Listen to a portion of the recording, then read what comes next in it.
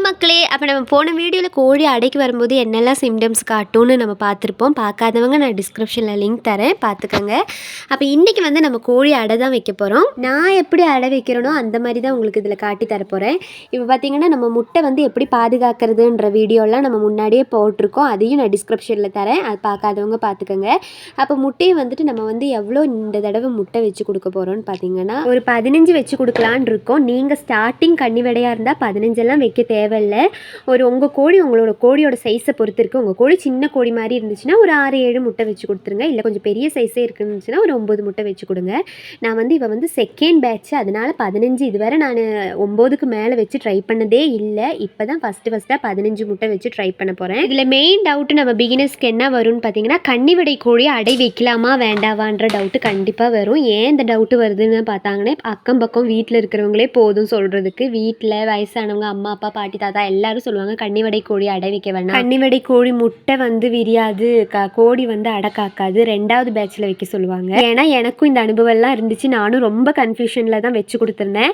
அப்போ என்னோட அனுபவத்தில் என்னன்னு பார்த்தீங்கன்னா, கன்னிவடை கோழியை கண்டிப்பாக அடை வைக்கலாம், கன்னிவடை முட்டையும் கண்டிப்பாக அடை வைக்கலாம். ஆனால் நான் ஃபஸ்ட்டு சொன்ன மாதிரியே தான், கன்னிவடை கோழி போடுற அந்த ஸ்டார்டிங் ரொம்ப குட்டி குட்டியாக இருக்கிற முட்டையை அடை வைக்காதீங்க. அதுக்கப்புறம் போடுறது பாருங்கள், கொஞ்சம் சைஸ் பெருசானதுக்கப்புறம் போடுற முட்டையெல்லாம் நீங்கள் கண்டிப்பாக கன்னிவடை கோழியோட முட்டை அடையும் வைக்கலாம். கன்னிவடை கோழி அடையும் காக்கும், குட்டிங்களையும் விரித்து நல்லா பார்த்தும் எடுக்கும். இது என்னோட அனுபவத்தில் நான் சொல்கிறேன். சில கன்னிவடை கோழிங்க பார்த்தீங்கன்னா அடை வந்து படுக்கும், ஆனால் பார்த்தீங்கன்னா எந்திரிச்சு இடையில எந்திரிச்சு போயிடும், அதுக்கப்புறம் வந்து படுக்காது. அந்த மாதிரியெல்லாம் சில கன்னிவடைகள் காட்டும். எங்கள் வீட்டில் அந்த மாதிரி காட்டினது இல்லை. ஆனால் அந்த மாதிரி காட்டினாலும் நீங்கள் வந்து ஒரு கொட்டை மாதிரி இருந்துச்சுன்னா அதை வச்சு அடைச்சி வச்சிட்டிங்கன்னா அது வந்து உள்ளேயே உட்காந்துக்கும், முட்டையிலேயே உட்காந்துக்கும். நீங்கள் ஃப்ரீடாக விடாமல் அதை வந்து ஒரு அடைச்சி வச்ச பிளேஸில் நீங்கள் வச்சுட்டிங்கன்னா ஃப்ரீ அது வந்து உட்காந்துக்கும். தண்ணி தீவனம் கொடுத்ததுக்கப்புறம் நீங்கள் மறுபடியும் நீங்களே பிடிச்சி உள்ளே உட்கார வச்சு அடைக்க வேண்டி வரும். கன்னிவடை கோழிக்கு அந்த மாதிரி பண்ணணும். எல்லா கன்னிவடை கோழியும் அப்படி பண்ணுமானா இல்லை. சில கன்னிவடை கோழிகள் அதுங்களுக்கு தெரியாது இல்லையா. நம்ம ஃபஸ்ட் டைமாக வைக்கிற டைம் பார்த்திங்கன்னா அதுங்க வந்து இவ்வளோ நாள் ஃபுட் எடுத்துகிட்டு நடந்திருக்கும். திடீர்னு நம்ம வந்து ஃபுட் எதுவும் இல்லாமல் அடைச்சி வைக்கும்போது பசியை கண்ட்ரோல் பண்ண முடியாது. அதுவும் இல்லாமல் பார்த்திங்கன்னா நம்ம சாப்பாடு தீவனத்துக்கு விட்டோன்னா மறுபடியும் வந்து முட்டையிலேயே உட்காரணும்லாம் அதுங்களுக்கு தெரியாது. ஏன்னா ஃபஸ்ட்டு நாள் செகண்ட் பேட்சுக்கு ரெடி ஆயிரும். அப்போ நீங்கள் வந்து அது கொஞ்சம் அடைச்சி வச்சு மேய்ச்சலுக்கு விடும்போது தீவனம்லாம் கொடுத்து மறுபடியும் நீங்கள் பிடிச்சி பின்னி உட்கார வச்சு அடைக்க வச்சிங்கன்னா கண்டிப்பாக அந்த முட்டையை விரிச்சு எடுக்கும் கன்னிவடை கோழி. இப்போ நான் வந்து ஒரு 15 முட்டை வச்சு ட்ரை பண்ண போகிறேன். அவன் வந்து ஃபுல்லாக கவர் பண்ணி உட்காருவாளான்னு தெரில. நம்ம கருப்பு கோழி அவள் ஃபுல்லாக கவர் பண்ணி உட்காந்துட்டானா ஓகே, இல்லாட்டி அவள் கவர் பண்ணி உட்கார முடியாட்டி அதில் ஒரு 2-3 முட்டை கூட எடுத்துடலாம். ஏன்னா நம்ம கோழி வந்து அது ஃபுல்லாக கவர் பண்ணி உட்காருதான்னு நம்ம நோட் பண்ணணும். இல்லாட்டி கோழினால் அவ்வளோ முட்டையை கவர் பண்ணி உட்கார முடியலன்னு பார்த்தீங்கன்னா வெளியே தான் முட்டை கிடக்கும், சும்மா வேஸ்ட்டு தான். அதனால் நம்ம ஃபஸ்ட் டைம் 15 வச்சு ட்ரை பண்ணலாம். போன தடவை கன்னிவடை கோழினால 6 முட்டை தான் வச்சு ட்ரை பண்ணோம். இந்த தடவை 15 வச்சு ட்ரை பண்ணலாம். இதுவரை எந்த கோழிக்கும் 15 வச்சதில்லை, ஏன்னா எல்லாரும் கன்னிவடையாக இருந்தாங்க.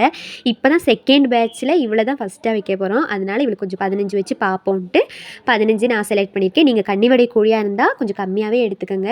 நான் வந்து அடைக்கு வந்து மணல் தான் யூஸ் பண்ணுவேன். நீங்கள் உங்களுக்கு எது கம்ஃபர்டபுளாக இருக்கோ அது யூஸ் பண்ணிக்கலாம். மரத்தூளோ இல்லாட்டி வந்து வைக்கோல் புல்லோ உங்ககிட்ட எது இருக்கோ அதை வச்சு நீங்கள் வந்து அடை வச்சுக்கலாம். நான் வந்து மணல் தான், மழை காலத்துலேயும் வெயில் காலத்துலலாம் மணல் தான் யூஸ் பண்ணுவேன்.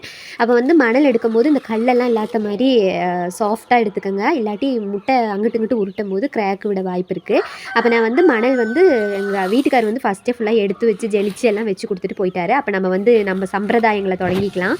இங்கே பார்த்திங்கன்னா நான் வந்து ஆணி, கறி, காஞ்ச மிளகா இது 3 நம்ம பழைய காலத்துலேருந்தே இந்த சம்பிரதாயங்கள் அடை வைக்கிறதுக்காக செய்வாங்க. அதனால தான் சிலவங்க பார்த்திங்கன்னா இது கூட எதுவுமே வைக்க மாட்டாங்க. பார்த்திங்கன்னா சும்மா மணலோ இல்லை வைக்கோலோ ஏதோ ஒன்று வச்சு கோழி அதில் உட்கார வச்சுருவாங்க. சிலவங்களாம் துணியில் அப்படியே உட்கார வைப்பாங்க. அப்படி இருந்தால் கூட விரியும். ஆனால் நம்ம வந்து நம்ம சம்பிரதாயத்தை விடக்கூடாது இல்லையா, நம்ம ஒரு நம்பிக்கை, அதனால நம்ம வைக்கிறோன்ட்டு நம்ம வந்து மணலில் காஞ்ச மிளகா ஆணியெல்லாம் வச்சு அடியில் வச்சு கொடுத்துட்டோம். இப்போ நெக்ஸ்ட்டு பார்த்திங்கன்னா நம்ம முட்டையெல்லாம் எடுத்து அடிக்கிடலாம்.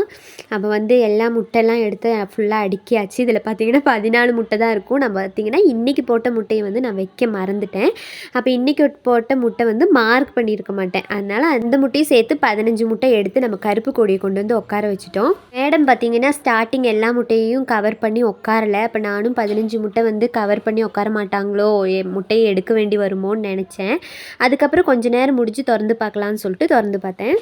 அதுக்கப்புறம் திறந்து பார்க்கும்போது பார்த்தீங்கன்னா மேக்ஸிமம் எல்லாம் வந்து கவர் பண்ணி உட்காந்துருந்தா 1-2 முட்டை மட்டும் வெளியே தெரிஞ்சிச்சு. அப்போ சரி மூடி வச்சுட்டு போயிடலாம், இன்னி கொஞ்சம் நேரம் முடிஞ்சு கூட வந்து திறந்து பார்ப்போம்னு சொல்லிட்டு திறந்து பார்த்தோம். திறந்து பார்த்தோட்டி பார்த்தீங்கன்னா மேடம் எல்லாம் கவர் பண்ணி உட்காந்துருக்காங்க சூப்பராக. இப்படி ஒரு முட்டை கூட தெரியாமல் ஃபுல்லாக கவர் பண்ணி உட்காராங்களான்னு பாருங்கள். இப்படி உட்காந்தா தான் எல்லா முட்டைக்கும் கரெக்டான ஹீட்டு கிடைக்கும். முட்டை வெளியே அப்படியே ஜில்லுன்னு ஆகி கிடந்துச்சுன்னா முட்டை விரியாது. அதனால் இப்படி ஃபுல்லாக கவர் பண்ணி வச்சுட்டாங்கன்னா ஓகே, மேடம் வந்து உட்காந்துட்டாங்க. அதுக்குன்னு நான் 15 முட்டையும் விரியும்னு சொல்லி நான் கன்ஃபார்ம் சொல்ல மாட்டேன்.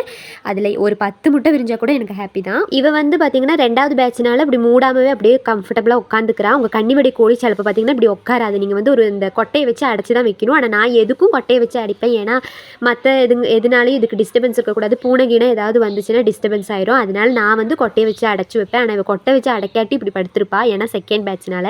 உங்கள் கோழியாக இருந்தால் ஒரு கொட்டையோ கூடையோ ஏதோ வச்சு அடைச்சிக்கோங்க. அப்போ இன்றைக்கி எப்படி கோழியை அடை வைக்கிறதுன்னு சொல்லிட்டு தெளிவாக பார்த்துருப்போம். இதுக்கப்புறம் பார்த்தீங்கன்னா அடை வச்ச கோழிக்கு கோழி பேன் தொல்லை கண்டிப்பாக இருக்கும். அது கோழிக்கு மட்டும் இல்லை, நமக்கும் பெரிய தொல்லையாக இருக்கும்.